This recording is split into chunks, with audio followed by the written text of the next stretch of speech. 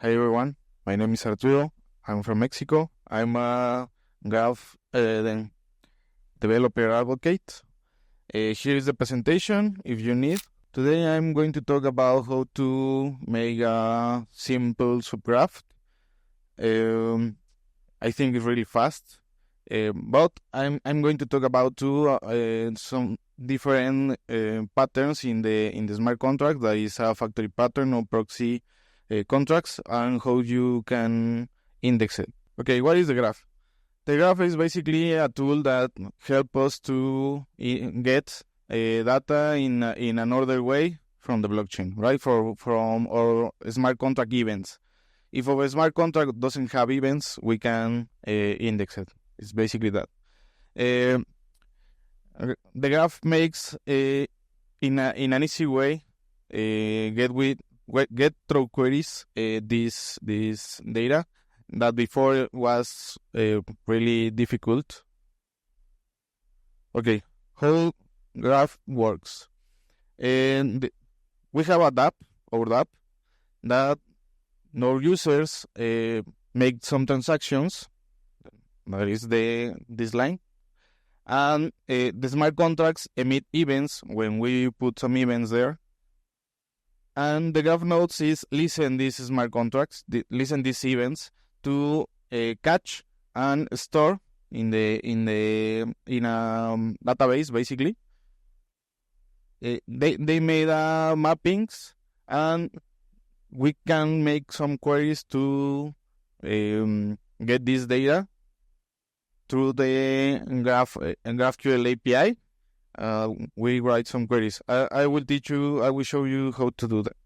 How we made this before the graph. We need to write scripts with Ether.js or Web3.js or other blockchain libraries.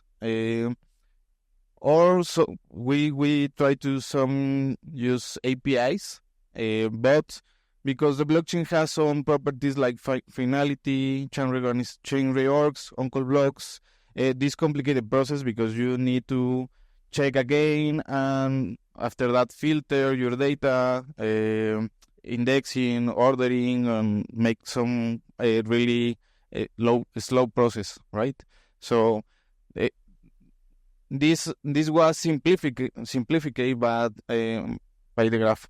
Okay, what is a subgraph? Subgraph is basically a custom endpoint. This is connected on a smart contract.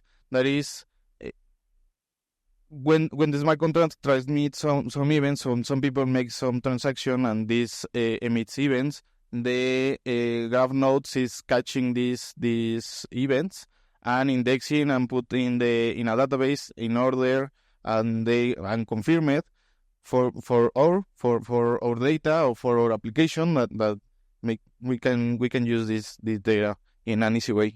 The subgraph life cycle, we start to build locally, right? We start to make some configurations first. We deploy the subgraph in Subgraph Studio, like it's a sandbox environment. We publish to the network. After this, in this process, we are we have like a complete subgraph, or a subgraph very functional. And these last 4 steps, it's more about start to signaling and participate in the economy of the graph network. It's we make a signaling. It's like we announce that this subgraph is making queries that it's valuable for the graph network. And some people can start to querying or making some applications over over subgraph. And well, if something changes, the version of the graph library or something like that, we can update.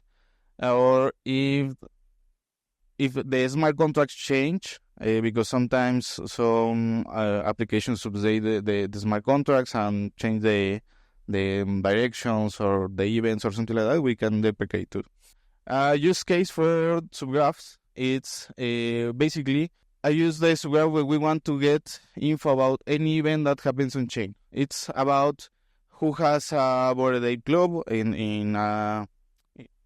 we get the wallet, the ID, the image for these NFTs, or Uniswap used this for mapping the liquidity into different pools, or we can use mapping who is donated through Gitcoin, in which round or something like that to maybe make an airdrop or something similar.